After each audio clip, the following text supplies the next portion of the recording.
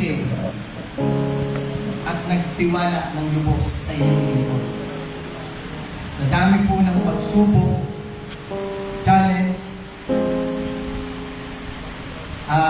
mga bagay-bagay na negatibo at positibo na dumating sa club ng Lakan. Ito po ay ginawa namin inspirasyon upang tumibay ang aming samahan. Hindi po namin ito ginawang pangit. Kumbaga, tinignan namin maganda para maging matibay. Ginawa po namin inspirasyon lahat ng pumasok na issue at problema sa club ng Lakan. May mga problema po na dumating sa bawat isang miyembro. Pero ito po ay aming inayos at sinusunan.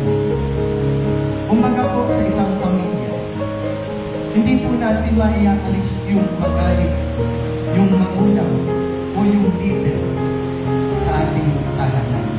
Kumbaga po, bilang tumatayo yung magulang o leader ng club, may mga oras po na ako ay napupuno at nagagalit. Hindi po yun dahilan para isipin ninyo na kayo ay aking tinatanggihan o ayoko sa inyo. Pagkos, gusto ko lamang kong ituwid yung mga balukot at maling gawain na gagawa natin.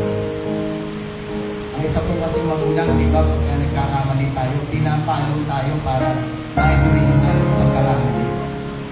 Sinesermonan tayo, pinapagalitan tayo. Kaya sana po, kung kayo'y aking napagalitan o nasa sermonan, ako po ay tapos-pusong humihingi ng pagmanhin at dispensa sa bawat isa sa inyo. Yun po ay pagtutuloy lamang at pagkatama lamang. Pagkos, ako po ay tapos-pusong nagpapasalamat